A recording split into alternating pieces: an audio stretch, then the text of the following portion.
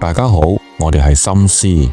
上一集我哋跟 Peter 去 speed dating， 今集我哋延續呢一個故事，透過希米恩布朗嘅底層網紅，睇下演算法嘅另外一面，社交媒體點樣變成血汗工廠，令要錢唔要命嘅網紅為咗流量條底線可以有幾低？你有冇諗過為咗你個 like， 我哋要付出幾多？聽埋落去就知啦。記得按個讚，分享俾朋友，又或者訂閱我哋個頻道，等多啲人可以聽到我哋個故事啦。今日飲茶嘅同事亦都比平時多，大部分又係男同事，佢哋都好想知道我哋尋晚嘅經歷。Peter 就講到口沫橫飛，佢形容啲女士就好似天使下凡，我聽到都想笑啊！但係我死都唔出聲啊！我諗起馬克吐溫曾經講過，寧可唔開口，令大家覺得你好蠢，總好過開咗口之後證明一切。所以我決定由 Peter 代勞，免得尷尬。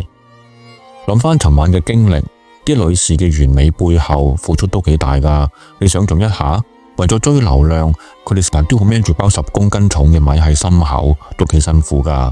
咁點解佢哋要咁做呢？因為演算法推性感內容，令到啲網紅不惜改變自己嘅身體嚟到搶眼球。諗到呢度，我就諗起一本由希米恩布朗寫嘅底層網紅。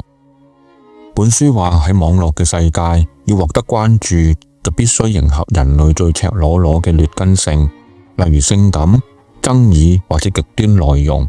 作者話，由於貿易嘅全球化，好多傳統嘅工作已經消失，影響到80至90年代出世嘅 Z 世代。同時，社交媒體嘅興起，令佢哋覺得靠流量係可以過到好生活，所以近年先至有人再提翻1968年 Andy Warhol 所講過嘅未來每一個人都可以成名15分鐘呢一句說話。但係作者問，呢15分鐘嘅代價你付唔付得起？從內容提供者嘅角度嚟講，演算法就係一套好嚴苛嘅遊戲規則，參與者眾多，要贏就要玩到極端。同現實世界一樣，若果你有獨特嘅技能，例如你整蛋糕好叻啊，網上開店一樣可以生存。但係若果冇，就只有靠最原始嘅努力。咁樣嘅網絡世界就好似羅馬鬥獸場。例如 Facebook 旗下嘅 IG， 目前就有超過10億嘅用戶。若果想搶眼球嘅話，潛在嘅競爭對手超多。作者就話 IG 係推送最多性感內容嘅平台，若果冇特別嘅技能，就只有利用原始嘅本能，所以無論男女都會追求標準 IG 模特兒身材。為咗咁，好多人就付出沉重嘅代價，例如巴西豐臀呢一個手術，就係由身體各部位抽取脂肪移植到臀部。呢一個手術有好高嘅生命危險，好似書裏邊其中一個例子，一個網紅做完之後，脂肪滲漏，導致到嚴重嘅感染，勁恐怖啊！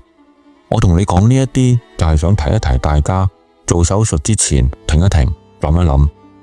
呢啲係本書嘅例子，我唔係鼓勵你啊！演算法唔單止推人去改變身體，仲降低尊嚴嘅底線。作者話，透過直播，觀眾課金就可以控制主持，當中包括語言嘅侮辱，甚至即場表演同機械人做愛。所以話，為咗流量，底線就越降越低。聽落去就好似科幻片，但係真實世界嚟噶。本書唔單止淨係講負面嘢，有啲網紅靠創意成功，例如 Fashion Nova 呢個品牌就係透過演算法崛起，證明唔需要賣身都可以贏。所以話，演算法下嘅社交媒體好似一間血汗工廠，參與嘅人不斷付出，近乎無上，為科技巨頭例如 Google、Meta 呢啲公司創造價值，換嚟嘅就係少少嘅分成。聽落好似好絕望。作者話，我哋要反思咩叫做好嘅生活，咩嘅經濟體系先至能夠俾大家幸福同安全感呢？呢兩個問題作者都冇答案，但係你可以留言俾我哋，話我哋知你哋嘅睇法。你又會唔會為咗流量放棄底線呢？我哋今日要講嘅就係咁多。本書仲有其他嘅細節，例如 Fashion Nova 嘅誕生啊，又或者在家工作嘅網紅內幕，有興趣嘅就買本書嚟睇下啦。記得 like、share 同 subscribe。我哋下次再講啦，再見。